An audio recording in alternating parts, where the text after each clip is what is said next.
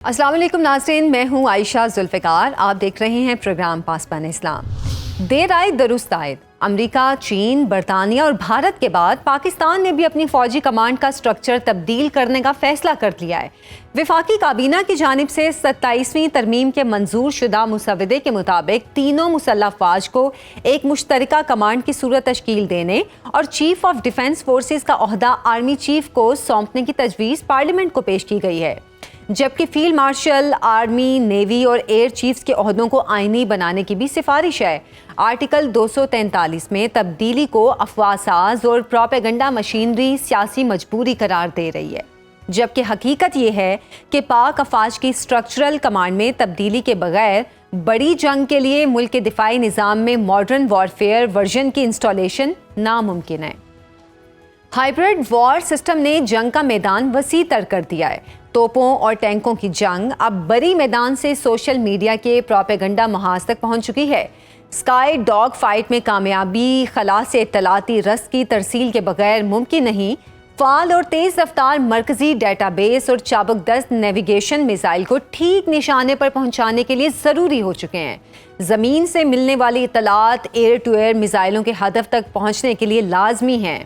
समंदरों में सतह-ए-आब से ज़्यादा ज़ेर-ए-आब जंगी मोर्चे और बेस बनाए जा रहे हैं। हत्ता कि सेकंड स्ट्राइक की सलाहियत भी ज़ेर-ए-आब ज़्यादा महफूज और खुफिया समझी जा रही है। ये सब कुछ एक मरबूत और बाहम जुड़ी हुई फ़ौजी कमांड, मरकज़ी कंट्रोल रूम और इत्तलात के तेज़ तरीन निज़ाम के बगैर मुमकिन नहीं। चीन, अमरीका, बरतानिया और इंडिया अपनी अपनी अफवाज के कमांड स्ट्रक्चर को मुश्तरका थिएटर कमांड में तब्दील कर चुके हैं। नए हालात में मुश्तरका कमांड पाकिस्तान की भी अव्वलीन ज़रूरत है। आर्टिकल 243 के हवाले से फैले इबहम को दूर करने के लिए बात करेंगे जनरल रिटायर्ड समरेज सालिक साहब से। बहुत शुक्रिया सर आपके वक्त का। मुजवज़ा 27वीं तरमीम में फ़ौजी कमांड के स्ट्रक्चर में तब्दीली का जो फैसला किया गया है, फ़ौजी कमांड के स्ट्रक्चर में तब्दीली को सियासी कहा जा रहा है। मेरा ख्याल है कि ये सियासी से ज़्यादा दिफाई तकाजा है। आप क्या कहेंगे? देखिए, ये ज़रूरत वक्त है। ये जो हमारा पहला सिस्टम है जो कि ब्रिटिश से हमने इनहेरिट किया था, chairman joint chief of staff committee, जिसका कोई कमांड रिस्पॉन्सिबिलिटी नहीं थी, लेकिन वो एक सेरेमोनियल अपॉइंटमेंट थी। वेयर एज वॉर की सिचुएशन में उसका एक रोल बनता था कि वो ट्राई सर्विसेज में कोऑर्डिनेशन करवा सकें, लेकिन उनकी कोई इस तरह की कमांड रिस्पॉन्सिबिलिटी नहीं थी। ये जो सिस्टम है, इसको इवन ब्रिटेन ने ऑलरेडी अबंडन कर दिया हुआ है और वो जा चुके हैं CDS पे, that is chief of defence staff. तो CDS सिस्टम पे जा चुके हैं। इंडिया ने भी यही सिस्टम इनहेरिट किया था, वो भी CDS सिस्टम पे जा चुके हैं। तो मैं ये समझता हूँ कि ये जो पिछली हमारा मार्का हुआ इंडिया के साथ, उससे कुछ ऐसे सबक हासिल किए गए हैं जिसकी वजह से ये ज़रूरी है कि ये हम भी अपना कोई ऐसा सिस्टम लेके आए जो कि CDS से मिलता जुलता और तीनों सर्विसेज की कमांड एक शख्सियत में हो। तो उस लिहाज से मैं समझता हूँ कि ये एक मिलिट्री रिक्वायरमेंट है। अच्छा सर, फ़ौजी command chairman joint chiefs of staff committee की सरबराही में एक मुश्तरका कमांड तो पहले भी थी, क्या वो ज़्यादा काफ़ी नहीं थी? इसी ओहदे को बाइख्तियार बनाकर भी तो काम चलाया जा सकता था। मज़ीद तरमीम की ज़रूरत क्यों महसूस की गई? देखिए, हर जो स्ट्रक्चर होता है उसकी कुछ इनबिल्ट स्ट्रेंथ्स और वीकनेसेस होती हैं। जैसे मैंने पहले जिक्र किया कि ये सिस्टम हमने जो chairman joint chief of staff committee वाला सिस्टम है, ये हमने इनहेरिट किया था ब्रिटिश एम्पायर से जब वो इधर थे। तो उसकी जो एक मैं समझता हूँ कि पोटेंसी, उसकी capability to control, exercise control, command अपनी एक्सरसाइज करना तीनों सर्विसेज के ऊपर, वो उस तरह की नहीं थी जिस तरीके से CDS या जो मैं अभी टर्म सुन रहा हूँ CDF, chief of defence forces, वो जिस तरीके से एक्सरसाइज कर सकेंगे और जो कोऑर्डिनेशन वो कर सकेंगे, वो जो पुराना सिस्टम है जिसमें कि चेयरमैन चीफ ऑफ स्टाफ है, वो उस तरीके से वो उस पर कोई इनबिल्ट ऐसी मैं समझता हूँ कि कोई अरेंजमेंट नहीं थी कि वो उस तरह की एक्सरसाइज कर सकें। जनरल साहब, पाक अफवाज का नया structure of command modern warfare में कितना मददगार साबित होगा, और मजीद ये कि सैटेलाइट इंफॉर्मेशन डेटाबेस नेविगेशन की बढ़ती अहमियत क्या मुसल्लिमा अहमियत इख्तियार कर गई है, और क्या कोई साइबर फॉर्मेशन की भी कोई तजवीज़ ज़ेर गौर है? देखिए, कमांड जो है हमेशा से एक अमर यूनिवर्सल है कि it is the man behind the gun who matters. तो मैं ये समझता हूँ कि उसकी इंपॉर्टेंस उसी तरीके से है, बल्कि जितनी ज़्यादा वॉरफेयर कॉम्प्लेक्स होगी, आपने देखा जो हमने इंडिया के खिलाफ जंग लड़ी, वो एक्चुअली अगर देखा जाए तो सिर्फ 4 घंटे की जंग थी। जब उनके जहाज गिरे हैं तो उसके बाद इंडिया के सिस्टम में एक पैरालिसिस आया, और फिर इंडिया जो है वो अगले 36 घंटे अपने जहाज़ों को उड़ा नहीं सका। तो इन चीज़ों को देखते हुए मैं ये कहूँगा कि जितनी ज़्यादा कॉम्प्लेक्स बैटल फील्ड होगी, उतना ही ज़्यादा कमांड स्ट्रक्चर का रोबस्ट होना और पोटेंट होना ज़्यादा ज़रूरी होगा। साइबर कमांड डेफिनेटली ये एक नई डोमेन है जिसके ऊपर एयरफोर्स ने बहुत काम किया हुआ है, और वो भी एक वक्त की ज़रूरत है कि साइबर कमांड जो है वो हो, बिकॉज पिछला जो हमारा मार्का था उसमें हमने देखा कि साइबर का बहुत बड़ा अमल दखल था। बल्कि मैं समझता हूँ कि जो हमने इंडिया को शिकस्त फाश दी, उसमें बहुत बड़ा एक फैक्टर जो था वो साइबर का था, इसमें उन्होंने उनके सिस्टम्स को पैरालाइज किया, इलेक्ट्रिक सिस्टम, रेलवे सिस्टम, बहुत सारे सिस्टम्स को पैरालाइज किया, जिसकी वजह से इंडिया जो है वो बहुत थोड़े टाइम में घुटनों पे आ गया। अच्छा सर, आप समझते हैं क्या कि फ़ौजी कमांड के ओहदों को आइनी शक्ल देने से मुल्क में सियासी इस्तेहकाम भी आएगा और सिविल मिलिट्री तनाज़ात का खात्मा भी हो सकेगा? देखिए, कुछ ऐसे पहलू हैं जो हमें देखने होंगे, और आई एम श्योर कि हमारी पॉलिटिकल फोर्सेस जो है वो उसको एनालाइज करेंगे अपने पॉइंट ऑफ व्यू से, और उसमें जो इसकी पॉलिटिकल डायमेंशन है उसके ऊपर मैं बहुत ज़्यादा कमेंट नहीं कर सकूंगा। फौजी कमान के स्ट्रक्चर में तब्दीली को मई की पाक भारत जंग से हासिल किया जाने वाला सबक करार दिया जा रहा है। आपसे जानना ये चाहूँगी कि मुश्तरका कमांड और मरबूत निज़ाम के बगैर हमें क्या मुश्किलात पेश आईं, और इंडिया मुश्तरका थिएटर कमांड के तहत क्या फ़वाइद हासिल कर सका? देखिए, जो पिछला मार्का था इंडिया के खिलाफ, उसमें तो डेफिनेटली हमने आउट परफॉर्म किया इंडिया को। इंडिया ऑलरेडी सीडीएस सिस्टम पे जा चुका है, आज से कोई मेरा ख्याल है 10 साल पहले। तो जो उन्हें तो कोई खास एडवांटेज इस चीज़ की नहीं हुई, लेकिन हमारी साइड पे, पाकिस्तान की साइड पे, ऑल्दो अभी तक हम फॉर्मली सीडीएस सिस्टम पे नहीं गए थे, लेकिन मैं समझता हूँ कि हमारी तीनों सर्विसेज में कोऑर्डिनेशन इतनी अच्छी थी कि प्रैक्टिकली स्पीकिंग सीडीएस वाला सिस्टम फंक्शन कर रहा था और उसका हमें फ़ायदा भी हुआ, लेकिन ऑन ग्राउंड उस तरीके से एग्जिस्ट नहीं कर रहा था। अच्छा सर, मुश्तरका फ़ौजी कमांड के नफाज से यकीनी तौर पर मरबूत ऑपरेशन की सलाहियत मज़ीद बेहतर हो जाएगी। क्या मगरबी सरहद पर मौजूद दहशतगर्दी के चैलेंजेस से निमटने में मदद मिलेगी? देखिए, अभी अगर आप देखें ना, पिछला मार्का अगर आप ज़हन में रखें, और फिर दूसरा जो अभी हम चैलेंजेस फेस कर रहे हैं और पिछले 20 साल से फेस कर रहे हैं, तो हमें 3 डायमेंशनल थ्रेट रही है। एक थ्रेट हमें ईस्ट की तरफ से, जो कि India all the time is staring into our eyes. दूसरी थ्रेट हमें माजी में भी रही है वेस्ट की तरफ से, जब यहाँ पे एक सुपर पावर मौजूद थी, और तीसरी थ्रेट थी हमारी इंटरनल। तो इन सारे चैलेंजेस को देखते हुए ऑल द मोर इम्पॉर्टेंट कि आपका जो कमांड स्ट्रक्चर है, कमांड सिस्टम, वो ज़्यादा रोबस्ट और ज़्यादा डिलीवरेबल होना चाहिए। और मैं ये समझता हूँ कि हर फ्रंट के ऊपर, चाहे वो वेस्टर्न बॉर्डर है, चाहे वो ईस्टर्न बॉर्डर है, चाहे वो इंटरनल फ्रंट है, इस तरह का कमांड स्ट्रक्चर ज़्यादा अच्छा डिलीवर कर सकेगा। बहुत शुक्रिया। जनरल रिटायर्ड समरेज सालिक साहब हमारे साथ मौजूद थे। एक ब्रेक से वापस आएंगे, हमारे साथ रहिए। वेलकम बैक नाजरीन। क्या पाक अफगान मुज़ाकरात की नाकामी कशीदा मामलात को खुली जंग की जानिब ले जा रहे हैं?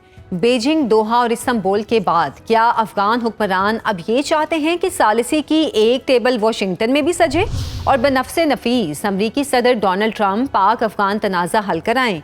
6 और 7 नवंबर के दौरान इस्तांबुल में सरहद पार दहशतगर्दी रोकने के मुश्तरका मैकेनिज्म की तैयारी के लिए अफगान वफ्द का अदम ताउन, टीटीपी के खिलाफ तहरीरी यकीन दहानी से इनकार और बे इख्तियार वफ्द की काबुल से मुसलसल हिदायत लेने की रविश इस्तांबुल मुज़ाकरात के नाकाम होने की वजह बनी। क्या डेडलॉक की बड़ी वजह काबुल और कंधार के अफगान तालिबान हाकमों की आपसी इख्तलाफात हैं? सालिसों के हाथ खड़े करने के बाद डायलॉग का दरवाज़ा भी बंद हो चुका है। इन हालात में पाक अफगान ताल्लुकात का मुस्तकबिल क्या होगा? क्या कलअदम टीटीपी से जुड़ा तनाज़ा संगीन सूरत इख्तियार कर जाएगा या किसी ब्रेक थ्रू का इम्कान अभी भी बाकी है? आगे बढ़ने से पहले हक़ाइक़ की दुरुस्ती के लिए सऊदी शहज़ादे बंदर बिन सुल्तान की बायोग्राफी द प्रिंस का हवाला भी देना चाहूँगी। अमेरिका में 22 साल तक सऊदी सफ़ीर रहने वाले शहज़ादे ने अपनी किताब में बरमला ये एतराफ़ किया कि अगर पाकिस्तान ना होता तो सोवियत यूनियन के खिलाफ अफ़गान जंग नाकाम हो जाती। इस जंग का हकीकी स्ट्रेटजिक दिमाग ISI थी और जनरल ज़िया इस जंग के स्ट्रेटजिक इंजीनियर थे। ये मुंदरजात उन अफ़गान सोशल मीडिया एक्टिविस्ट के लिए भी है जो उठते बैठते सोवियत जंग में अफ़गान मुज़ाहमत का हवाला देकर पाकिस्तान को डराने की नाकाम कोशिश करते हैं। प्रोग्राम में आगे बढ़ेंगे और बात करेंगे। हमारे साथ मौजूद हैं साबिक सफ़ीर शाहिद कियानी साहब। बहुत शुक्रिया शाहिद साहब आपके वक्त का। सर, सरहद पार दहशतगर्दी रोकने के पाकिस्तानी मुतालबे पर पाक अफ़गान इस्तांबुल मुज़ाकरात बेनतीजा ख़त्म हो चुके हैं। अब क्या होगा, क्योंकि खुली जंग या फिर कोई ब्रेक थ्रू के हवाले से काफ़ी चहमगोइयाँ हो रही हैं? देखें जी, पहली बात शुक्रिया जी आपको, आपने मुझे दोबारा इन्वाइट किया अपने प्रोग्राम में। ये आपको बताऊं कि यकीन करें कि जो ताल्लुकात है ना हमारे बाकी मुल्कों के साथ, सबसे उसकी अहमियत आपके हमसायों के साथ है। हिंदुस्तान के साथ आपने देखा जो पहलगाम के बाद जो हुआ, और हिंदुस्तान ने हमारी सुनी नहीं और फिर मुंह की खानी पड़ी। अफगानिस्तान के साथ भी यही है कि 4 साल से जब से ये आए हैं और ये कहते हैं, अभी मैं आपको ज़रा का हवाला देता हूँ कि जब ये वज़ीर ख़ारजा इनके अपने मुत्तकी साहब ये गए हिंदुस्तान में, तो उन्होंने कहा कि पूरे अफगानिस्तान पे हमारा कंट्रोल है। ठीक है, कंट्रोल है, हम तो बड़ी खुशी है।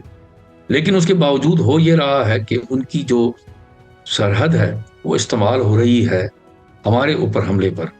हमने 4 साल से इनको यही कह रहे हैं, और हमारी फौजी और सियासी क़यादत ने जो उनके साथ बातचीत रही है, तब ये उनको यही कहा गया कि भाई आप अपनी सरहद को हम दूसरे मुल्कों के मतलब अपनी बॉर्डर को वायलेट ना होने दें। वायलेशन हो रही है ना, और हमारी सॉवरेंटी है जो बॉर्डर्स की, वो सैक्रोसैंक्ट है, उसको आपने उसको वायलेट नहीं करना। लेकिन की समझ में नहीं आ रही। मैं तो बड़ा हैरान हूँ, एक मुल्क जो 40 साल से जंग में रहा, 4 साल पहले उन्होंने सारी ऑक्यूपेशन फोर्सेस भी खत्म हो गई, अमेरिका की फौजें चली गई, और आप अभी वहां पर उसी जगह खड़े में हैं जहां पर आप 4 साल पहले खड़े हुए थे। इनकी समझ में आनी चाहिए। अगर मैं कोई जिसकी गवर्नेंस हो ना, जो समझता हो कि हुकूमत को चलाना कैसे है, तो वो ये पहले सबसे पहले करे कि बॉर्डर्स को सिक्योर करे। अगर हमसाया मुल्क वो कह रहा है उसकी सुनो, और आपकी भी सुनेंगे, उनकी भी सुनो, और फिर आप क्या करो कि बॉर्डर सिक्योर हो जाए। फिर अपने मुल्क का आप जो उनकी तालीम है, मईशत है, क्या नाम, हेल्थ है, ये चीज़ें जो हैं, ये सेक्टर्स हैं, इन पर तवज्जो दें ताकि आपके लोग जो हैं वो महसूस करें कि हाँ जी ऑक्यूपेशनल फोर्सेस चली गई। अब जो हुकूमत आई, हालांकि कोई इलेक्शन हुई नहीं है, चलें, वो उस पर तवज्जो देंगे और फिर ऐसा काम करें जिस पर आपके मुल्क को आप पर ट्रस्ट करें और सैंक्शंस आप पे लिफ्ट हों और हालात आपके बेहतर हों। वो ये रहा है। ये जो भी तीसरी बातचीत हुई है जिस पर कोई नतीजा नहीं निकला, इन्होंने अभी ख्वाजा आसिफ साहब ने बड़ी अच्छी स्टेटमेंट दी है, हमारे वज़ीर इत्तफ़ाक़ साहब ने। उन्होंने कहा जी कि ये वर्बल बातें करते हैं, लिखने के पर नहीं आते। अब मुझे बताएं कि क्या दुनिया के अंदर कोई ऐसी चीज़ हो सकती है जहाँ वर्बल एग्रीमेंट हो? कतन नहीं, रिटन होती है। इनको क्या मसला है, मुझे भी समझ नहीं आती कि अगर आपको कहते हैं कि ये बॉर्डर की सैंक्टिटी है, इसको बरकरार रखना है, तो दस्तखत करें। तो दोनों ये होगा कि अफगानिस्तान पाकिस्तान की बॉर्डर्स की वायलेशन नहीं होगी। सबसे अहमियत चीज होती है बॉर्डर की सैंक्टिटी। इसको वायलेशन में आप नहीं ला सकते। जब आप बॉर्डर्स की सैंक्टिटी को ऑब्जर्व करते हैं, फिर आपको पीसफुल कोएग्जिस्टेंस मिलता है। आप कोएग्जिस्ट करते हैं, पीसफुल करते हैं, और फिर आप ये दोनों मुल्क फिर अपना इंटरनली फोकस करते हैं अपने हालात को बेहतर करने के लिए। आपकी तो अफगानिस्तान तो एक लैंडलॉर्ड कंट्री है। आप अरसा दराज से ट्रांजिट रूट आपको मिला हुआ है पाकिस्तान के अंदर, आपकी मईशत उससे बेहतर होती है। समझ नहीं आ रही कि ये दोबारा से ये जो है उसी तरह ही वापस चले गए हैं जहां से आए थे। तो अब उन्होंने कह दिया ख्वाजा आसिफ साहब ने कि जी बातचीत जो है नतीजा खेज नहीं, कुछ नहीं हुआ और अब सीज फायर यहीं पर ही है। लेकिन साथ ये भी एक एडवाइस कर दी, वार्निंग दे दी कि अगर अभी वायलेशन हुई बॉर्डर की तो फिर उसका नतीजा जो है फिर वो आप भुगतेंगे। और अफगानी हुकूमत को मैं तो कहता हूँ अकल के नाखून ले। कई लोग इनको मतलब कहते हैं जी दूसरे मुल्क में समझा रहे हैं, भाई इनको समझाने की जरूरत ही नहीं है, इनको खुद पता है। अरसा दराज से ये इसी पर लगे हुए हैं कि जी ये बॉर्डर नहीं है। मैं तो हैरान हूं इनके ऊपर, भाई क्यों बॉर्डर नहीं है? हमने फेंसिंग की, मैं कहता हूँ कमाल की अक्लमंदी थी ये कि और अच्छा, कलअदम टीटीपी दोनों मुल्कों के दरमियान वजह तनाज़ा बनी हुई है, जो अफगान तालिबान धड़ों में भी सरायत कर चुका है। क्या अफगानिस्तान के मौजूदा हालात के तनाजुर में आप किसी रिजीम चेंज की सरगोशी तो नहीं सुन रहे? देखें जी, अभी मैं पढ़ रहा था इनके मेरे ख्याल इंफॉर्मेशन मिनिस्टर ने कहा कि जी जो टीटीपी है ये तो हमारे आने से पहले की थी। भाई होगी, हमने नहीं कहा कि नहीं है, लेकिन इसको पनाह किसने दी हुई है? असल बात तो ये आती है ना, पनाह तो आपने दी हुई है ना। अभी मैंने सुन रहा हूँ कि इनको ये क्या कर रहे हैं कि मुंतशिर कर रहे हैं शहरों के अंदर, ताकि जब पाकिस्तान अटैक करे तो जी सिविलियन मारे गए। ये भी तो चीज है ना कि अगर फर्ज करें, कई मुल्कों के अंदर ये हुआ है कि टेररिस्ट ऑर्गेनाइजेशन जो थी वो पहले नहीं थी, बाद में आई या पहले थी, लेकिन उन्होंने उसके साथ सख्ती के साथ निपटा, और जिन्होंने नहीं निपटा फिर उन्हें खमियाजा भुगता उसका। आपको ये हम कह रहे हैं, बता रहे हैं और डॉक्यूमेंट्री प्रूफ दे रहे हैं आपको। टीटीपी को अक़वाम मुत्तहिदा ने एक टेररिस्ट ऑर्गेनाइजेशन डिक्लेयर किया हुआ है, जब आपको बता रहे हैं कि भाई ये आपके फायदे में है ना हमारे फायदे में है। आजकल दहशत गर्दी के खिलाफ जंग सबसे अहम चीज है, आजकल प्रायोरिटी नंबर 1 है मुल्कों की, क्योंकि अगर उस पर काबू पाएंगे तब मुल्क जो है तरक्की करेगा, मुल्क में इन्वेस्टमेंट्स आएंगी, इकॉनमी बेहतर होगी, लोग सिक्योर फील करेंगे। अब आप आ जाए बात पर हुकूमत की कि जी ये है कि नहीं, कि ये रिप्रेजेंटेटिव है कि नहीं। इनको चाहिए, इनके बहुत सारे अक़वाम रहते हैं, तो दूसरे तरह के लोग भी रहते हैं वहां पर, वहां में रहता है, जिस तरह पाकिस्तान के अंदर है। इसे कहते हैं कि ये जो इसे रेनबो कंट्री, डिफरेंट ये फेडरेशन है पाकिस्तान, इसी तरह फेडरेशन अफगानिस्तान भी है। क्यों नहीं इलेक्शन करवाते आप? क्यों नहीं चाहते कि आप जाएं इलेक्शन कराएं, ताकि लोग जो आपको हैं इलेक्ट करके लेकर आए एक अवामी हुकूमत? क्योंकि मैं यकीन से कह सकता हूं कि अफगानिस्तान की कौम जो है वो नहीं चाहती कि यहाँ पर पाकिस्तान के साथ कोई या और हमसाया मुल्कों के साथ वो कोई हालात जो है वो खराब रहें, तो चाहते हैं कि बेहतर हो। अभी देखें ना, बॉर्डर क्लोज हुए में हमने खोले थोड़ी देर ताकि जो रेफ्यूजीज हैं वापस जाएं। भाई रेफ्यूजीज को हमने 40 साल से रखा, अब आपका मुल्क में कोई ऑक्यूपेशनल फोर्सेज नहीं है, अब आप अपने लोगों को वापस बुलाएं, इनको सेटल करें। इनके पास बहुत सारे टैलेंट्स होंगे पाकिस्तान में, अरसा दराज रहे हैं ये, किसी की बिजनेस, किसी की टेक्निकल, उनसे इस्तेमाल करें, यूज करें, बजाय कि ये हमारे ऊपर वो लगाएं कि नहीं जी इनको नहीं आने देंगे, ये नहीं कहूँगा। यार आने दें, लोग आए, बॉर्डर्स खुलें और ट्रांजिट ट्रेड हो, बिजनेस हो, लोगों की हालात बेहतर हो। ये पता नहीं किस चीज के ऊपर खड़े हुए हैं जिसका ना कुछ सिरा पैर है। बिल्कुल ठीक कहता हूँ जी कि ये हम नहीं कहते कि ये इलेक्शन कराएं, हम तो ये कह रहे हैं कि बेहतर होगा कि लोगों की राय लें आप, लोग क्या चाहते क्या हैं। मुझे बताएं, दुनिया की कोई ऐसी कौम है जो चाहेगी कि सारी उम्र जंग में रहे? मैं वियतनाम में सफीर था, मैं इजाजत दें, वियतनाम में सफीर था, वो मुल्क 40 साल जंग में रहा। आखिरकार जब 1975 में वो क्या नाम हेनरी किसिंजर ने और इनके खारिजा पॉलिसी के एक्सपर्ट थे, लीडर तो उन्हें दस्तखत किए। उसके बाद वियतनाम की अपनी हुकूमत ने डिस्आर्म किया, लोगों को कहा कि अपने हथियार जमा कराओ पुलिस स्टेशन के अंदर, 1 महीना दिया। जिन्होंने नहीं किया उनके साथ सख्ती से निपटा। आज अब आप वियतनाम को देखें, माशी तौर पे देखें, टूरिज्म के लिहाज से देखें, दुनिया के टॉप मुल्क है। यही अफगानिस्तान के अंदर है। भाई आप सारी उम्र जंग नहीं लड़ सकते, आपको चाहिए अक्ल के नाखून लें आप, लोगों के साथ जिसे कहते हैं पीसफुली कोएग्जिस्ट करें। अब एक और बात मैं आपको कहूं, ये चीजें मैं समझता हूं कि अगर फर्ज करें किसी ने एग्रीमेंट होती है, इसके लिए गारंटर्स होंगे, और गारंटर में सबसे बड़ा चीन होगा, तुर्की होगा, ईरान होगा, सऊदी अरेबिया होगा और कतर होगा। ये जरूरी है।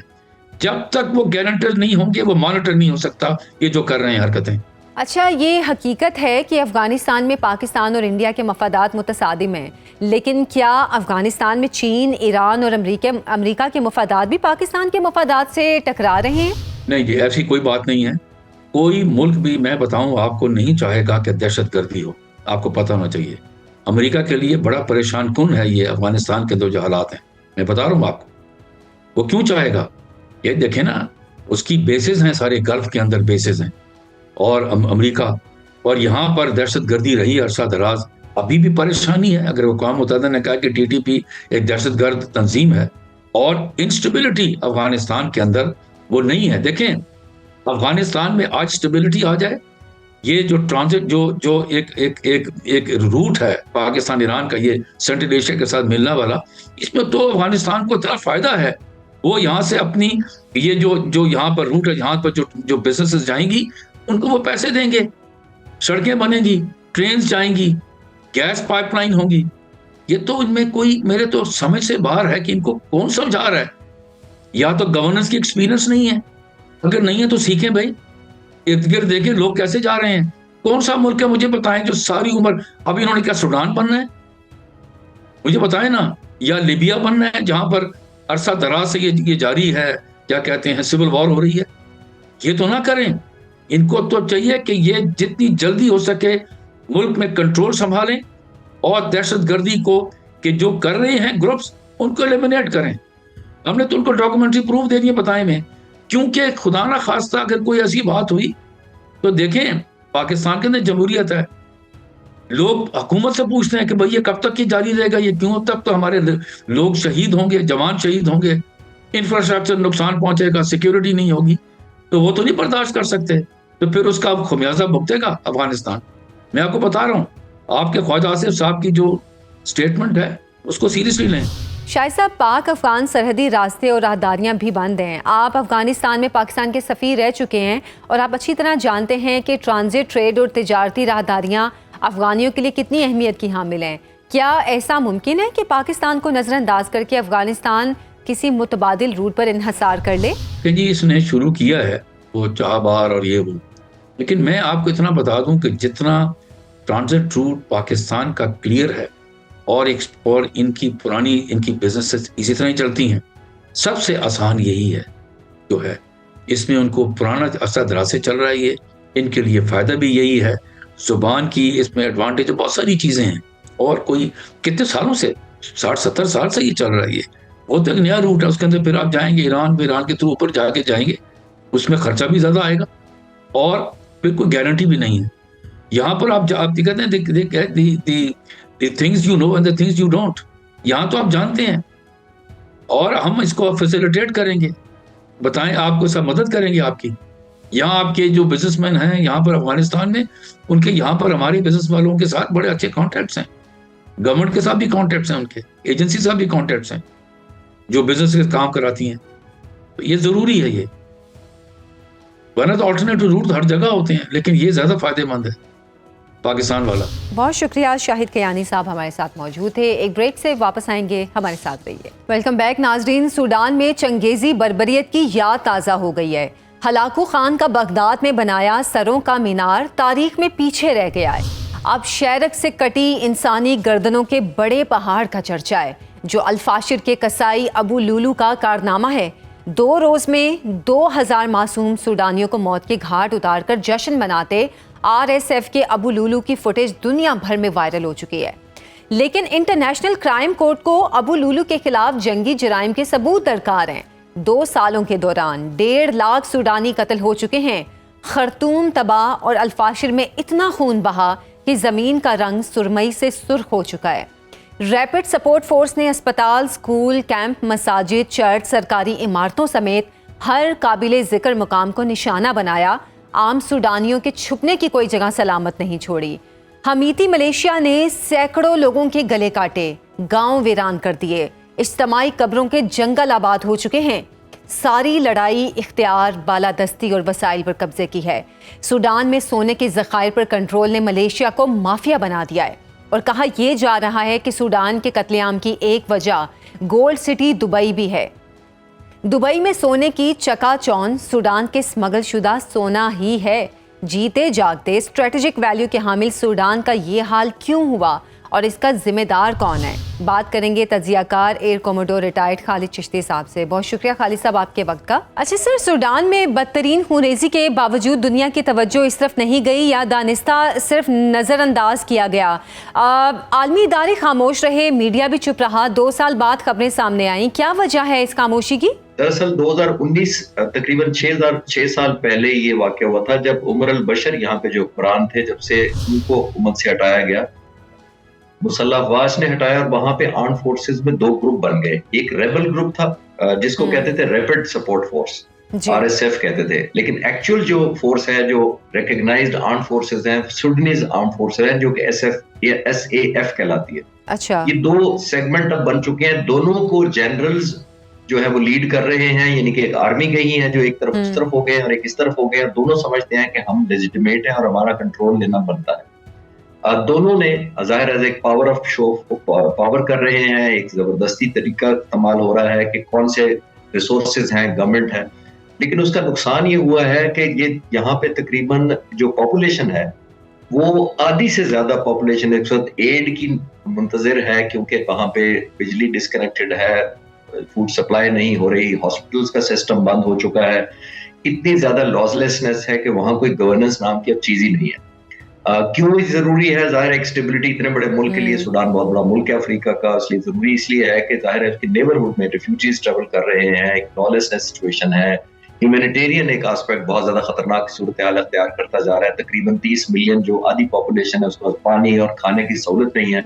इस वजह से एक नया इंसानी अलमिया का ये एक नया चैप्टर खोलने जा रहा है। जी अच्छा सर, सूडान में बदतरीन खूनरेजी के बावजूद दुनिया की तवज्जो इस तरफ नहीं गई या दानिस्ता सरफ़े नज़र किया गया, आलमी इदारे भी खामोश रहे, मीडिया भी चुप रहा, 2 साल बाद खबरें सामने आईं, इतनी बेखबरी की वजह क्या रही? देखिए आयशा, दुनिया में मैं अक्सर बात करता हूं कि दुनिया अपनी रेलेवेंस के हिसाब से आपको वैल्यू करती है। अगर दुनिया के लिए वो मुल्क या वहां के लोग या खासतौर पर हुक्मरान अगर रेलेवेंट होंगे तो दुनिया उस तरह कनेक्ट करती है या उनका ख्याल करती है।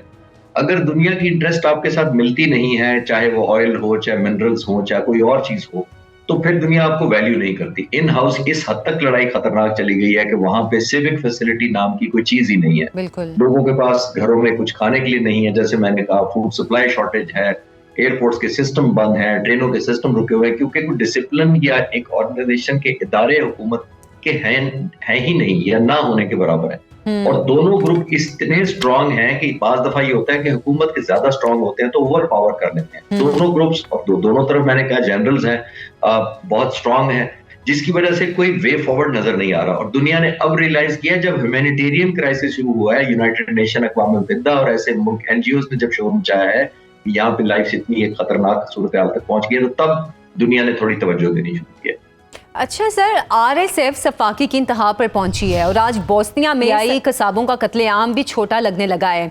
क्या आलमी इदारे आर्म फोर्स तैनात करने और जंगी मुकदमात चलाने में कोई रुकावट है इस सिलसिले में?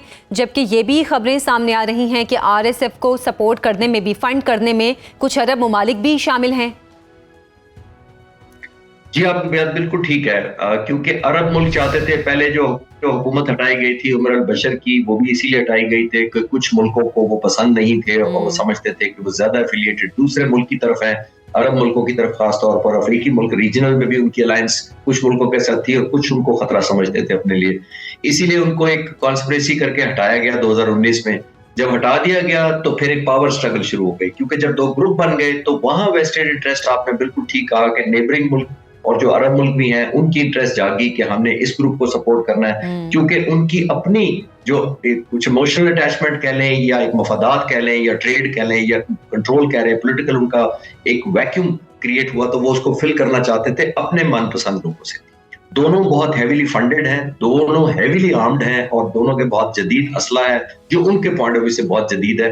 और कोई भी फोर्स इस पोजीशन पे इस वक्त नहीं है कि मिलिटरीली ओवरटेक कर ले या टेक ओवर करके उनको एलिमिनेट कर दे, क्योंकि जैसे मैंने कहा कि उनको फंडिंग भी होती है, सपोर्ट भी है, एफिलिएशन भी है, और जैसे मैंने कहा कि ग्रुप्स की जो नफरी है वो इतनी ज्यादा है और इतनी स्ट्रांग उनके पास वेपनाइजेशन हुई है कि उसको आसान नहीं होगा जब तक कोई यूनाइटेड नेशंस की फोर्स जाकर डिसआर्म ना करे या कोई और तरीका।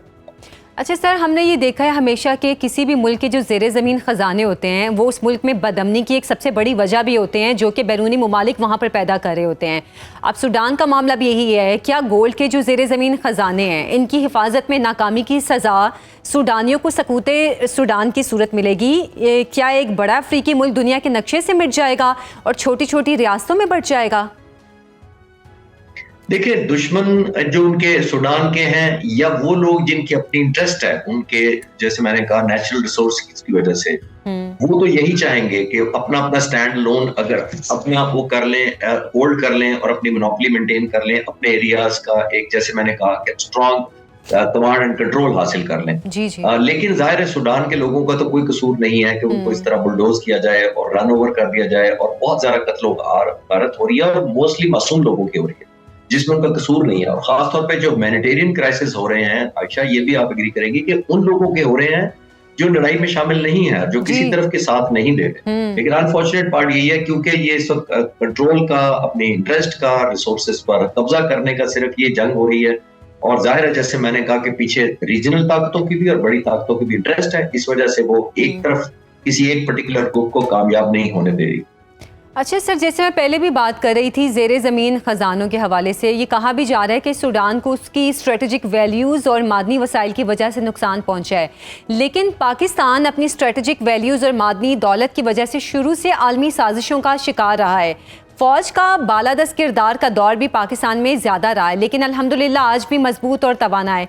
ये फ़र्क आप कैसे देखते हैं? देखिए, बहुत बड़ा फर्क है। यहाँ पर जब भी टेररिज्म ने सर उठाया है, अल्हम्दुलिल्लाह हमारी मुसल्लह अफवाज इतनी ताकतवर रही हैं और इतनी वेल इन्फॉर्म्ड रही हैं कि उन्होंने टाइमली एक्शन भी लिया है और फुल फोर्स के साथ उनको ओवरकम करने की पूरी कोशिश भी की और अल्हम्दुलिल्लाह कामयाब भी रही हैं। वहां पर, जैसे मैंने कहा, कि इस हद तक वेस्टेड इंटरेस्ट हो चुकी हैं रीजनल पावर्स की, और उनके एक किस्म के प्लेयर्स, या जिसको कहते हैं ना, उनके हाथ में खिलौने बने हुए हैं ये जनरल जो हैं बुनियादी तौर पर। और इसी वजह से जो कॉमन लोग, मैं कह रहा हूँ, वो इतने डिप्राइव्ड हैं, सिविक फैसिलिटीज नहीं है, जैसे मैंने कहा, सप्लाइयां बंद हैं, एयरपोर्ट ट्रांसपोर्टेशन बंद है, दुनिया से उनका राब्ता कटा हुआ है, इंटरनेट ना होने के बराबर है। तो इस चीजों के होते हुए जाहिर है, जैसे दुनिया का कोई ताल्लुक नहीं है, तो सिवाय एक फोर्स के वहां कोई लैंग्वेज नहीं समझी जा रही आपस में ग्रुप्स की।